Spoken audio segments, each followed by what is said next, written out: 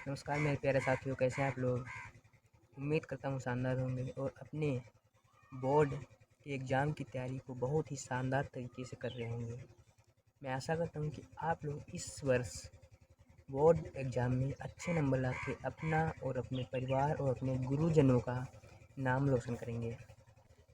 मैं आज जो आप लोग जीवन भर याद करते हैं ना, रटते हैं भूल जाते हैं, रटते हैं भूल जाते हैं, आज से आप लोगों को ये रटने की ज़रूरत नहीं है, रटने की ज़रूरत नहीं है, क्योंकि हम आज लेकर आए हैं आप लोगों के लिए किसी भी जीवन परिचय, किसी भी साहित्यिक परिचय के लिए शॉर्ट ट्रिक। मतलब एक जीवन परिचय आप याद कीजिए, एक फॉर्मेट याद कीजिए, आपको सारे जीवन परिचय याद हो जाएंगे। सिर्फ एक फॉर्मेट, जैसे मैं बताऊँ वैसे ही करना है। ऐसा नहीं इस टीचर की सुनने उस टीचर की सुनने, जितना मैं बता दूँ उतना लिखना है, आपको पूरे नंबर मिलेंगे, एक नंबर नहीं कटेगा, इतना याद रखिएगा आप। ठीक है, चलिए बिना देर करे वीडियो को शुरू करते हैं।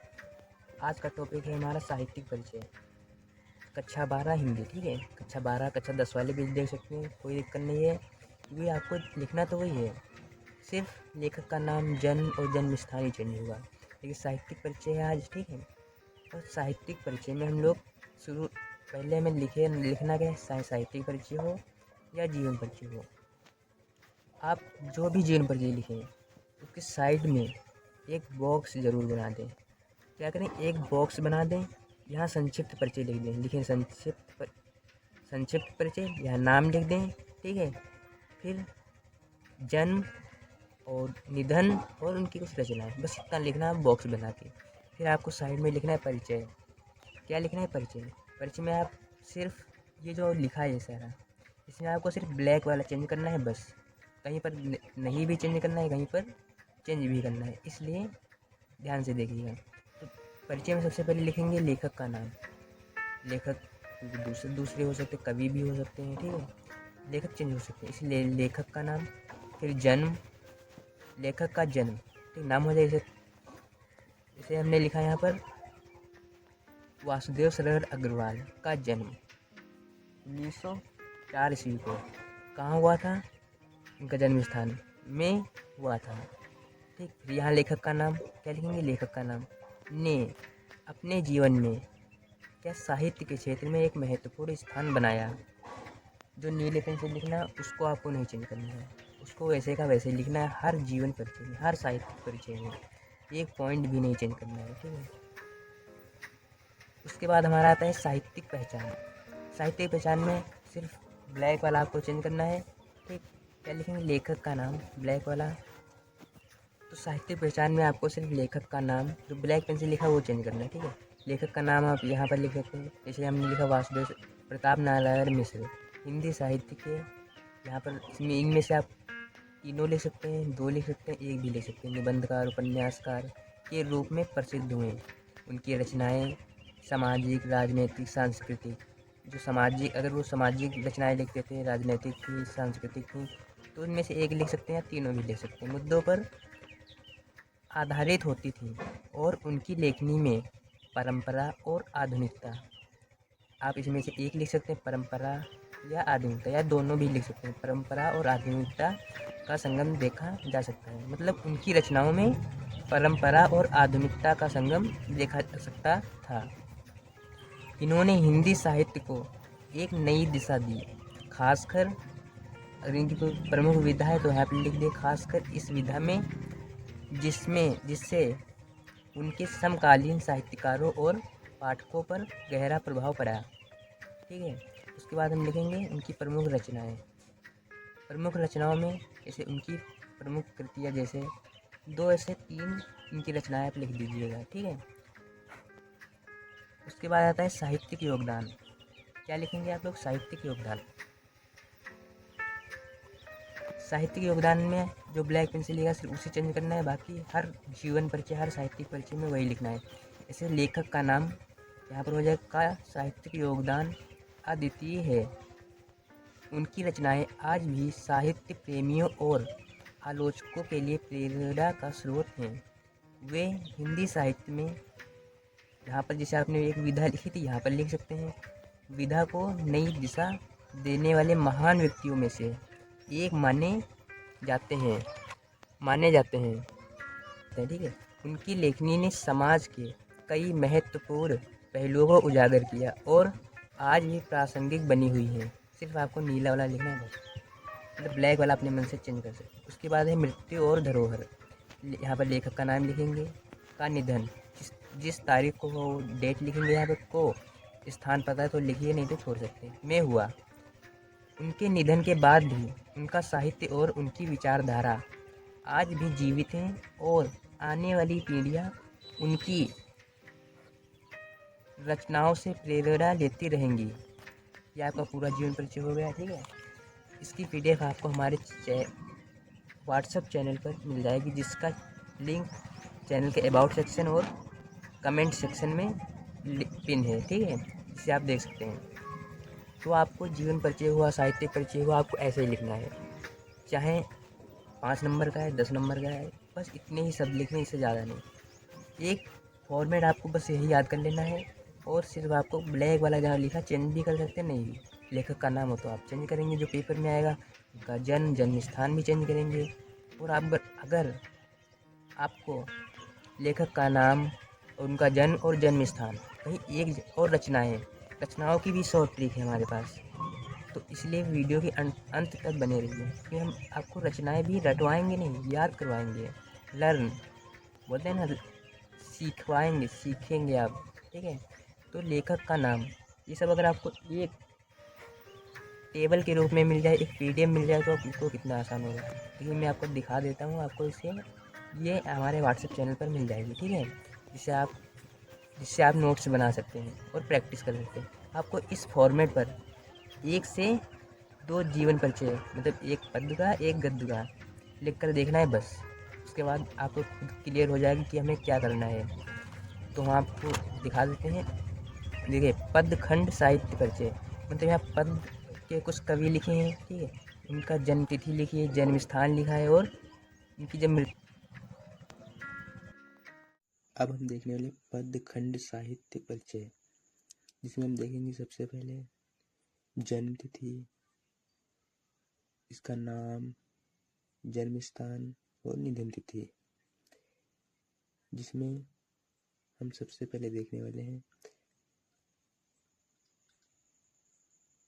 अयोध्या सिंह उपाध्याय हरिऔध।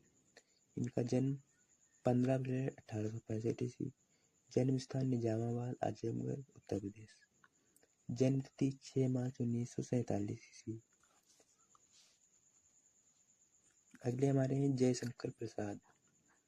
इनका जन्म 30 जनवरी 1889 ईस्वी, जन्म स्थान काशी और 14 जनवरी 1937 ईस्वी को इनकी मृत्यु। अगले हैं हमारे सुमित्रा नंदन पंत। इनका जन्म 20 मई 1900 ईस्वी को, जन्म स्थान खोसानी कुमायूं और इनकी मृत्यु 1977 ईस्वी को। अगली महादेवी वर्मा। इनका जन्म 1907, जन्म स्थान फर्रुखाबाद और 1970 से मृत्यु। अगले हमारे रामधारी सिंह दिनकर। रामधारी सिंह दिनकर का जन्म 1908 ईस्वी को, जन्म स्थान सिमरिया मुंगेर बिहार और 1974 में मृत्यु। अगले हमारे अज्ञे जी, जिनका जन्म 7 मार्च 1911 ईस्वी को हुआ। अब 7 मार्च लिखना चाहे लिख सकते, नहीं तो भी। और जो इनका जन्म स्थान है वो कश्मीर और मृत्यु है 4 अप्रैल 1987। अगले हमारे गुप्त, मतलब मैथिली शरण गुप्त। इनका जन्म 1886 ईस्वी को, जन्म स्थान झांसी उत्तर प्रदेश और मृत्यु 1964 ईस्वी को। अब इन्हीं के हमारे कुछ रचनाएं भी दी हैं, जैसे हरिऔध जी की है, जयशंकर प्रसाद जी की है, गुप्त मतलब मैथिली शरण गुप्त की है, वर्मा मतलब महादेवी वर्मा जी की, और अगली है हमारी रामधारी सिंह दिनकर की। इसी के क्रम में हमारे हरिऔध जी की रचनाएं हैं प्रिय प्रवास, वैदेही वनवास, पारिजात, रस कलश, चुपते चौपदे और अधखिला फूल। अगले हमारे जयशंकर प्रसाद, इनकी रचना है आंसू, लहर, कामायनी, गुरुस्वामी चंद्रगुप्त। अगले हमारे मैथिली शरद गुप्त, जिनकी रचना साकेत, भारत भारती, पंचवटी, जयद्रथ वध। अगले हैं हमारे महादेवी वर्मा, इनकी रचना निहार, रश्मि, दीपशिखा, हिमालय। अगले हमारे रामधारी सिंह दिनकर, रेणुका, ओंकार, उर्वशी, रश्मि ऋतिक, कुरुक्षेत्र और रेती के फूल आदि इतनी रचनाएं हैं। आप इन सबको देख सकते हैं और इनकी जन्म तिथि, जन्म स्थान 2 से 3 याद रख लीजिए, इसमें 4 तक, 4 से 3।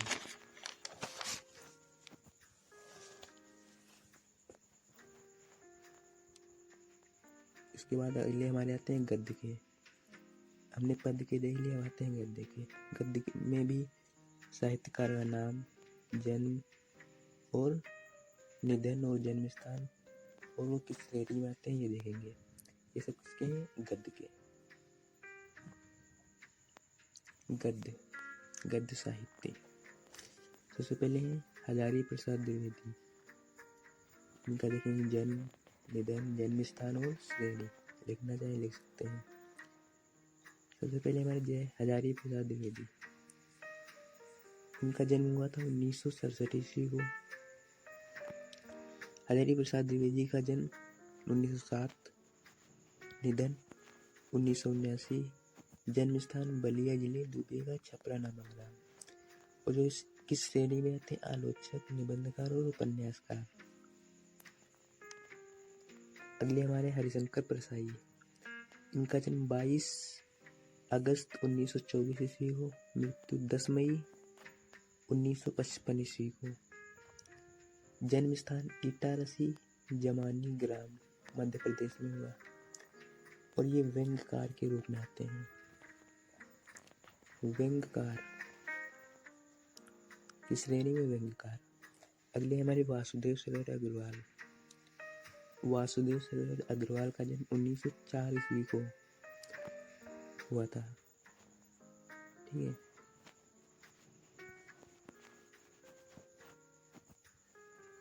अगले हैं हमारे प्रोफेसर जी सुंदर रेड्डी, इनका जन्म 1919 ईस्वी को और 2005 में इनकी मृत्यु। और जन्म स्थान बेल्लूर जनपद बत्तुलपल्ली आंध्र प्रदेश में हुआ। ये निबंधकार हैं व आलोचक हैं। आप इनमें से 3 याद कर लीजिए, 4 इससे ऊपर नहीं आएंगे।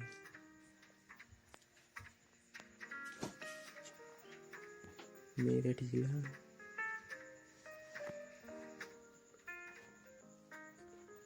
इनकी कुछ प्रमुख रचनाएं हैं और जिनको हम शॉर्ट ट्रिक से देखने वाले हैं, मतलब रटना नहीं है।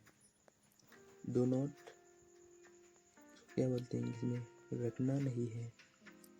क्या करना है? सीखना है, समझना है। ठीक है। ऐसे हजारी प्रसाद द्विवेदी जी की क्या है? प्रोफेसर जी सुंदर रेड्डी हमने देख लिया। उसके बाद देखने में शॉर्ट ट्रिक। हजारी प्रसाद द्विवेदी जी की कैसे याद रखोगे? विचारों में सूर का बाण पुनः चला।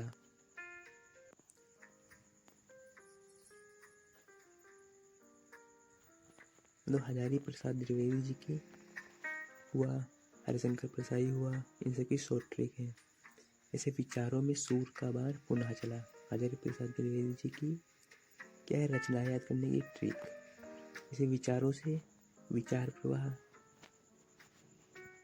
पुनः से पुनर्वाह और बाण से बाणभट्ट की आत्मकथा। ठीक है। सूर से सूर सागर, सूर साहित्य। अगले हमारे हैं हरिशंकर परसाई, इनकी शॉर्ट ट्रिक है हंसते नाग हैं पीछे पगडंडी पर।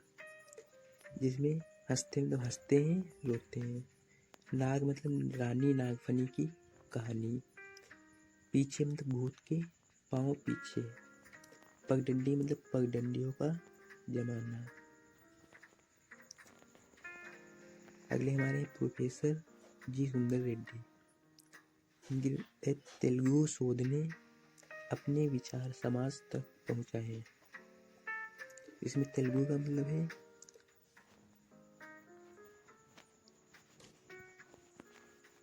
हिंदी और तेलुगु, मतलब एक तुलनात्मक अध्ययन।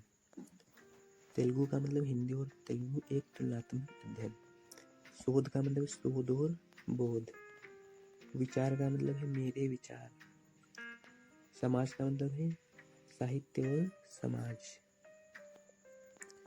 समाज का मतलब साहित्य और समाज। अगले हमारे वासुदेव सरवर अग्रवाल। उनका आप ऐसे याद रखें, पृथ्वी पुत्र, कल्पलता, भारत की एकता, मातृभूमि, कला और संस्कृति। इम्पोर्टेंट।